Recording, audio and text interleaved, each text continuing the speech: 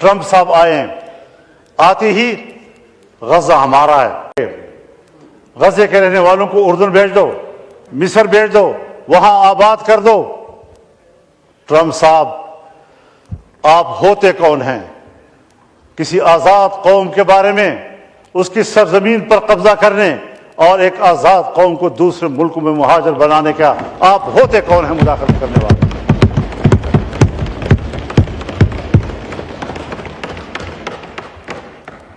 آپ کا کٹھ پتلی 15 مہینے فلسطینیوں کا قتل عام کر کے انسانی جرم کا مرتکب ہوا ہے۔ اگر صرف 2-3 شہروں میں فوجی کارروائی کے نتیجے میں قتل ہونے والوں کے پاداش میں صدام حسین کو لٹکایا جا سکتا ہے، تو اس پاداش میں جہاں نیتن یاہو کو سرعام پھانسی ملنی چاہیے تھی، آج امریکہ فلسطینیوں کے خون پر ان کو سپورٹ کر رہا ہے۔ بنیادی بات یہ ہے کہ جنگ عظیم اول کے بعد جب دنیا میں یہودی دربدر ہو گئے اور جرمنوں کے ہاتھوں پٹ گئے، تو اس زمانے میں لیگ آف نیشنز، اقوام متحدہ نے قرارداد پاس کی کہ ان دربدر شدہ یہودیوں کو جگہ دینا، ان کو اثر نو بسانا، یہ بین الاقوامی ذمہ داری ہے۔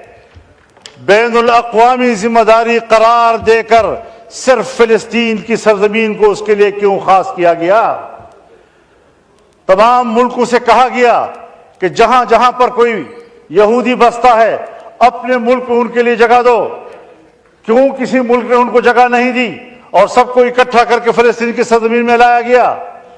قرارداد میں کہا گیا ہے کہ کسی شہری کو، کسی یہودی کو جبراً کہیں آباد نہیں کیا جائے گا۔ قرارداد میں کہا گیا ہے کہ کسی سرزمین پر سرزمین والوں سے پوچھے بغیر جبراً ان کو آباد نہیں کیا جا سکتا۔ یہودیوں کو بھی جبراً لا کر آباد کیا گیا، فلسطینیوں سے بھی جبراً زمین لی گئی اور وہاں ان کو آباد کیا گیا۔ قرارداد میں کہا گیا ہے کہ فلسطین اوور پاپولیٹڈ ایریا ہے، یہاں مزید کسی کو آباد کرنے کی گنجائش نہیں ہے۔ اس کے باوجود اوور پاپولیٹڈ ایریا پر ان کو آباد کیا گیا۔ قرارداد میں کہا گیا ہے کہ فلسطین معاشی لحاظ سے انتہائی کمزور ہے، اس پر مزید بوجھ نہ ڈالا جائے۔ اس معاشی لحاظ سے کمزور ترین ملک پر اتنے بڑے یہودی آبادی کا بوجھ لا دیا گیا، اور آج تک یہ صرف بوجھ ہی نہیں بلکہ ان کی پیٹھ میں گھونپا ہوا چھرا ہے، خنجر ہے، جو آج بھی ہمارے جسم کو چھو رہا ہے اور ہمارے جسم سے لہو بہہ رہا ہے۔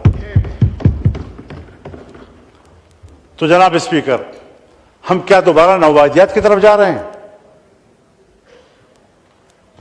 مجھے معاف فرمائیے، یہ ہاؤس ہے میرا، میں اس سے بات کرتا ہوں۔ جو کچھ پاکستان کے بارڈرز پہ ہو رہا ہے، یہ آج سے نہیں ہو رہا، 40 سال سے ہو رہا ہے، اور اگر 40 سال کا آپ عرصہ نہ گنے تو گزشتہ 20 سال سے ایک ہی علاقے پر جنگ فوکس کی گئی ہے۔ اتنی طویل جنگ ایک ہی علاقے پر فوکس ہونا، یہ جغرافیائی تبدیلیوں کی نشاندہی کرتا ہے، اور یہ وہ منطقہ ہے، پہاڑوں کا یہ وہ منطقہ ہے جو عالمی جنگ کا سبب بنا ہے۔ یہاں روس آیا، امریکہ نے پوری قوت استعمال کی دریائے آمو سے پیچھے بھگانے کے لیے۔ یہاں امریکہ آیا، یہاں کی معدنیات پر قبضہ کرنے کے لیے افغانوں نے لڑ کر ان کو نکال دیا۔ آج چائنا کی بھی خواہش ہے کہ میری رسائی افغانستان تک ہو سکے۔ افغانستان اور ہمارے فاٹا کے علاقوں میں اور خیبر پختونخوا کے علاقوں میں 2 قسم کے معدنیات ہیں۔ ایک وہ معدنیات جس کے ساتھ عام لوگوں کی معیشت کا تعلق ہے، گیس، کوئلہ، تیل، چاندی، سونا، کاپر وغیرہ وغیرہ۔ کچھ وہ پتھر بھی ہیں کہ جو خلا میں جانے والے راکٹوں اور میزائلوں میں استعمال ہوتے ہیں، جو 450 کی ہیٹ پر بھی تحلیل نہیں ہوتے۔ اس سے الٹا جائیں تو اتنی ہی سخت سردی میں بھی وہ منجمد نہیں ہوتے. اس کی ضرورت امریکہ کو بھی ہے, اس کی ضرورت چائنا کو بھی ہے, اس کی ضرورت رشیا کو بھی ہے. وہ ان علاقوں تک پہنچنا چاہتے ہیں اور ہمارے ان وسائل پر کہ جن کے ساتھ بڑی قوتوں کے مفادات وابستہ ہیں, جو ان کی میزائلوں میں استعمال ہوں گے, جو ان کے راکٹوں میں استعمال ہوں گے, اور اس کے لیے وہ تگ و دو کر رہے ہیں کہ کس طرح اس علاقے پر اپنا ہاتھ مضبوط کر لیں. کوئی عجب نہیں کہ اگر ٹرمپ غزہ کے بارے میں یہ بات کہہ سکتا ہے تو اس کے ایجنڈے پر یہ بھی ہو کہ قبائلی علاقے پر ہم قبضہ کر لیں, یہاں کا نظام اپنے ہاتھ میں لے لیں, پاکستان کا عمل دخل ہم ختم کر دیں. وہاں ویسے بھی اس کی ریٹ کمزور ہو چکی ہے, اور پھر اس کے بعد وہ یہیں سے ہمارے معدنیات کو بھی لے جائے, افغانستان کو بھی ڈیل کرے, تہران کو بھی ڈیل کرے, انڈیا کو بھی کرے, پاکستان کو بھی کرے اور چائنا کو بھی کرے. یہ جغرافیائی تبدیلیاں, ان کے خطرات میں محسوس کر رہا ہوں. خدا میرے وہم کو جھوٹا ثابت کر, لیکن خدا کے لیے سنو تو صحیح اس بات کو. کچھ اہمیت تو دی جانی چاہیے. ہمارے قبائلی علاقوں میں جنگیں ہو رہی ہیں, قوم ایجنسی میں جنگیں ہو رہی ہیں. کیا ریاست کی ذمہ داری نہیں ہے کہ وہاں کی صورتحال کو بہتر بنائے؟ ایک طرف آپ نے ان کو ضم کر دیا, ضم کرنے کے بعد بجائے اس کے کہ وہاں خوشحالی آنی چاہیے تھی, وہاں باغ و بہار ہونا چاہیے تھا, وہاں سبز باغ ہونے چاہیے تھی, وہاں دودھ کی نہریں اور شہد کی نہریں بہنی چاہیے تھی, الٹا ہمارے علاقے بھی خوار ہو گئے. وہاں کا امن بھی ہم سے چھن گیا, وہاں کی خوشیاں بھی ہم سے چھن گئی.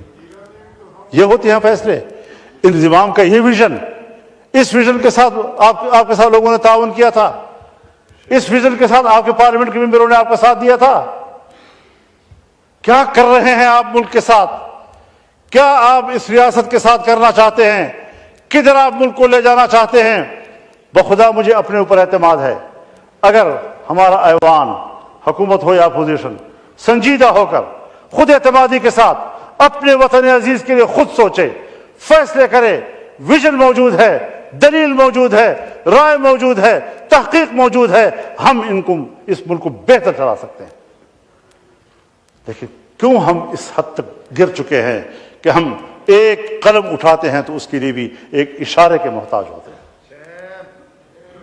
کہ کسی لمحے ہمارے ضمیر پر کچھ گزرتی ہے یا نہیں گزرتی. تو یہ وہ ساری صورتحال ہے. حضرت میں آپ کو بتاؤں, جناب اسپیکر, ہاؤس کے نوٹس میں آ جانی چاہیے.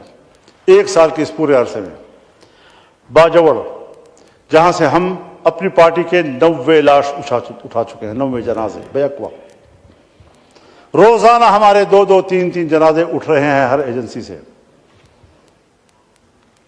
اور لڑائیاں بھی جاری ہیں. ہر جرگہ میرے پاس آیا ہے.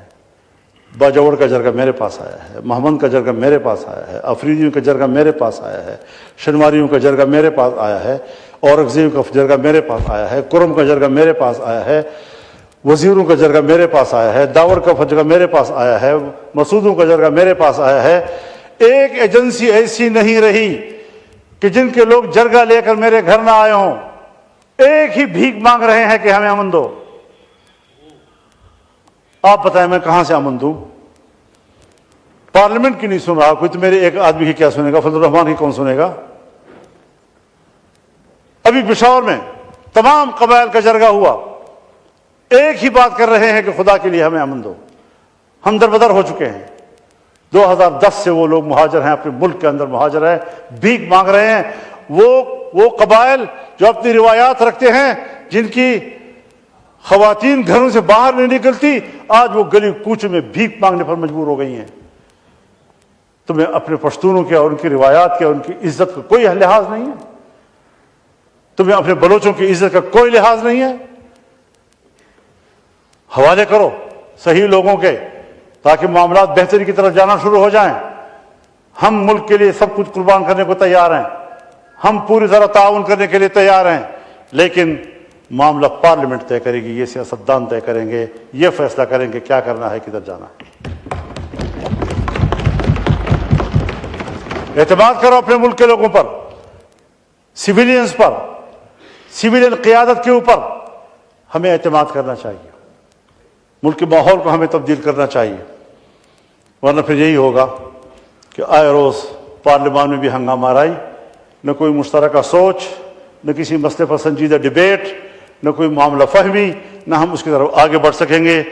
जनाब स्पीकर, अज़रा करम मेरी गुफ्तगू को अपने बोझ न समझिए, बल्कि ज़रा संजीदगी से इन सारे चीज़ों को लीजिए। मैं दर्द दिल से बातें कर रहा हूँ और आपके नोटिस पे लाना चाहता हूँ, शायद कि उतर जाए तेरे दिल में मेरी बात। खुदा हाफिज़।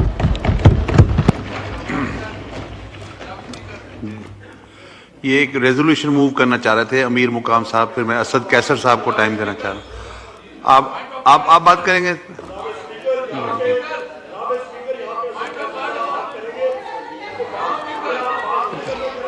मैं जी ताड़ साहब का माइक गवर्नमेंट की तरफ से जवाब तो आएगा। जितनी तवज्जो से और खामोशी से बात सुनी, कुछ थोड़ा ज़र्फ और दिल बड़ा करें। उधर से बात, सर मैं अर्ज करता हूं, एक उधर से बोले एक इधर से बोलते, हम बैठे हुए हैं। मैं 2 मिनट या 4 मिनट, मैं कोई आधे घंटे की बात नहीं करूंगा। मैं कुछ वो वजाहतें हैं जो मैं जरूरी समझता हूं करना, और मैं अपने दोस्तों से ये तवक्को रखता हूं कि जितने तहम्मुल से, जितने आराम से उन्होंने आज मौलाना की बातें सुनी हैं, अब सर ये देख रहे हैं, ये कैमरे देख रहे हैं लीडर ऑफ अपोजिशन को, ये ज़र्फ है सर इनका, ये इनका ज़र्फ है, ये इनकी सियासी सोच है, ये सुनना नहीं चाहते। मौलाना आपने फरमाया कि इनके साथ बैठे, किनके साथ बैठे? इनके साथ बिठाना चाहते हैं जो बच्चों की तरह बारी लेके भाग जाते हैं कि दोबारा बैटिंग ना देना पड़े। ये इनके रवैये, इन्होंने पाकिस्तान संवारने पहले बर्बाद करके दे गए हैं पाकिस्तान को। आपने सही कहा कि मामले यहाँ पे तय होने चाहिए, ये वहां पे तय करना चाहते हैं। ये पहले जेल से बंदे लाना चाहते हैं, ये फिर बैठेंगे। ये पहले 60 अरब की करप्शन का धोना चाहते हैं, ये फिर बैठेंगे हमारे साथ। ये पहले अपनी नाजायज औलादों के फैसले करवाना चाहते हैं, ये फिर बैठेंगे हमारे साथ। ये पहले अपने आप को सादिक और अमीन कहलवाना चाहते हैं, ये फिर बैठेंगे पाकिस्तान के लिए। इन्हें अपनी जात से आगे कोई चीज नहीं है, इनके लिए सबसे पहले इमरान खान, उसके बाद कोई और चीज है। और शर्म करनी चाहिए, कोरम के पीछे छुपने पे भी आपको शर्म आनी चाहिए। आप में ये हौसला और ज़र्फ नहीं है। काश आप हमारे मुदब्बरीन को